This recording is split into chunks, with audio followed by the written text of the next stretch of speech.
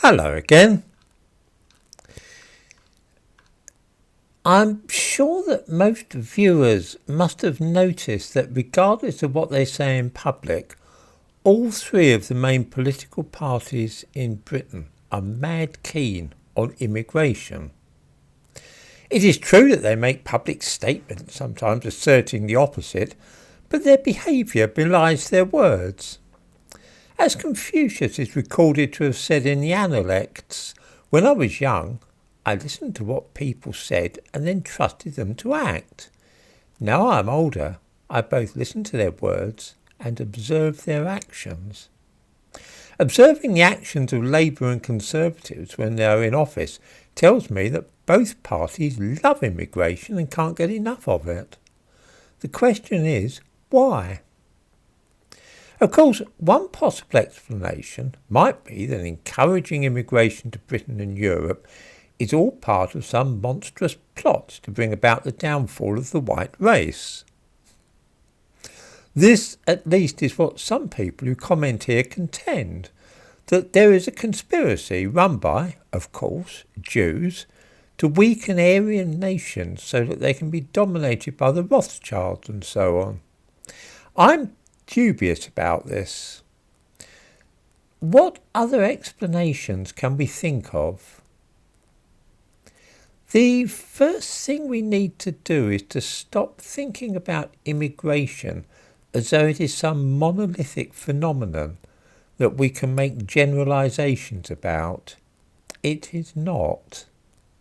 To simplify matters, I will talk only about two different groups of immigrants who are currently entering Britain, namely Chinese people from Hong Kong and sub-Saharan Africans. These two groups are utterly dissimilar. The reasons that they are attractive to our masters are also different.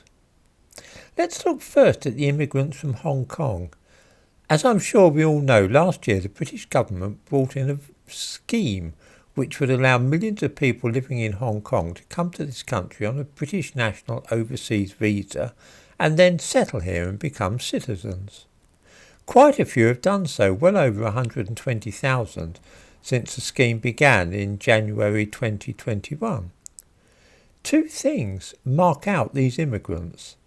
The first is, of course, that they are Chinese, which means that they are very unlikely to start rioting, stabbing people, selling drugs on street corners, mugging folk, or moaning about institutional racism. The other thing which distinguished them is that they almost all arrived in this country with a large sum of money and are determined to start businesses and get on in life.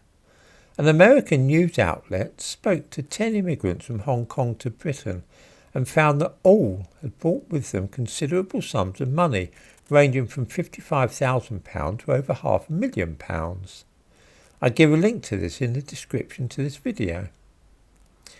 At once, we can see why these people might prove an asset to the country. They are bringing capital with them, and they're going to work and create more capital and probably generate jobs as well and pay loads of taxes. They're likely to be a net gain financially for the country. Although I'm not myself in favour of any further immigration to this country, I can see the rationale behind allowing such people to settle here. What about the Africans, though? They usually arrive with nothing and are not, to say the very least of it, renowned as entrepreneurs or businessmen. Why would the government let loads of them in? Well, for one thing, they provide a pool of cheap labour, which is always available, and they've found a couple of niches which they dominate, working for lower wages than most English people would tolerate. One of the niches which Africans fill is as care home workers. Many care homes these days have staff who are almost exclusively African. There is a limitless need for people to work in old people's homes because the population of old people in this country is rising steadily. English people are often reluctant to take such jobs because They are dirty, they have very low status, and they're poorly paid. Then too, security guards these days in London and other big cities are nearly always black and very often African. This too is poorly paid work, but since many of these people are needed these days, not only at the entrances to government offices, but even in supermarkets and many other places, it is handy to have a large number of Africans who are ready and willing to do such work. This is good for the economy in the sense that it keeps wages low, and because there's a good supply of immigrants to take these jobs, those low wages keep down inflation. That means that we're never going to run out of people who will actually work for such low rates as long as we keep the supply topped up. These two different kinds of immigration are encouraged for different reasons but tend towards the same end. That is to say, a rising number of foreigners arriving in this country. Neither Labour nor the Conservatives wish to halt this flow of immigrants, but in order to curry favour with voters, they both promise that they will reduce immigration. Neither party has any intention of doing so.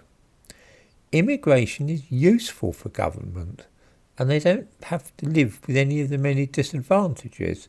How many MPs live on council estates or in blocks of ordinary flats, for instance, or travel on buses or tube trains late at night? I gave two examples of immigrant groups, but there are complicated factors applying to all of them.